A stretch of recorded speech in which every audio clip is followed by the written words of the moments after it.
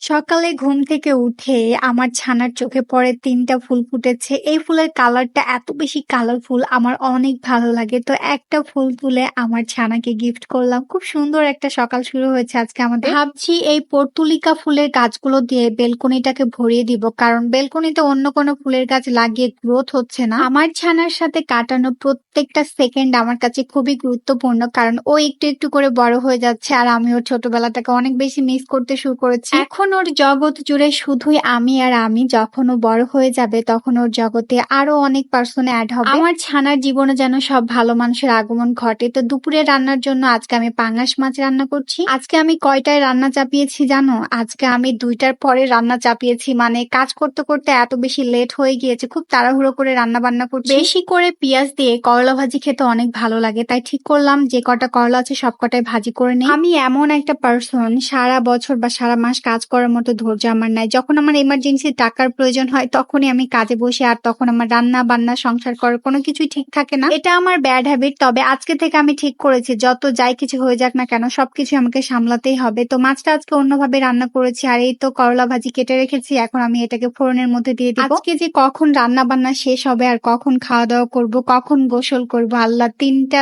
বাজতে চলে গিয়েছে, মানে ৩টার কাছাকাছি, পৌনে ৩টা মতো। এটাই হচ্ছে মেয়েদের জীবনের বাস্তবতা, বুঝছো? একটা মেয়ে যখন সংসার করার পাশাপাশি নিজের পায়ে দাঁড়াতে চায় তখন তার সংসারের কাজগুলো এলোমেলো হয়ে যায়। হয়তো ফ্যামিলির অনেক সাপোর্ট থাকতে হবে, নয়তো হেল্পিং হ্যান্ডের হেল্প নিতে হবে, আর না হলে আমার মতো অবস্থা হবে। আমি যখনই নিজেকে খুব বেশি আমার কাজে ইনভলভ করে ফেলি তখন আমার খাওয়া দাওয়া, তারপরে সংসারের কাজের কোনো ঠিক ঠিকানা কিছু থাকে না। এদিকে আমার ছানাটাকে দেখেন, মানে কার্টুন না হলে সে খাবেই না। আমি ঠিক করেছি আমার ব্লগিং এর পাশাপাশি আরো একটা থিম নিয়ে কাজ করব। তো কি থিম নিয়ে কাজ করব এটা দেখতে হলে অবশ্যই আমার আরো একটা পেজ আছে যেটার নাম হচ্ছে দীপা আপু, ওইটাকে ফলো করে দিতে হবে। আমি আজকে থেকে কাজ স্টার্ট করব, হয়তো বা এডিট করতে একটু সময় লাগবে, কালকে থেকে নতুন ভিডিও আপলোড করব সেটাতে। তোমরা যারা যারা আমার এই পেজ থেকে ওই পেজে যাবা প্লিজ একটু কমেন্ট করে দিও ওই পেজে, তাহলে আমি বুঝতে পারবো যে তোমরা কারা কারা আসলে। ভাগ্যের জোরে মিরাক্কেলের মতো অনেকে অনেক কিছু পেয়ে যায়, কিন্তু আমি কখনো পাই নাই। যদিও এটা নিয়ে আমার তেমন কোনো আফসোস নাই, আমি পরিশ্রম করেই সবকিছু পেতে চাই। আমি আল্লাহর কাছে এটাই চাই, দোয়া করি যে আল্লাহ তুমি আমার পরিশ্রমটাকে সার্থক করো, আমার পরিশ্রম যেন বিফলে না যায়, এতটুকু। আমাদের মা বেটিকে নিয়ে একসাথে খেতে বসেছিল তোমাদের ভাইয়া, আমাদের খাওয়া হয়ে গিয়েছে, কিন্তু তাকে দেখো কত বেশি খাচ্ছে যে এখনো খাওয়া দাওয়া শেষ করতে পারে নাই। তো আজকের ভিডিওটা এই পর্যন্ত রাখছি, কালকে আবারও দেখা হয়ে যাবে। সবাইকে আল্লাহ।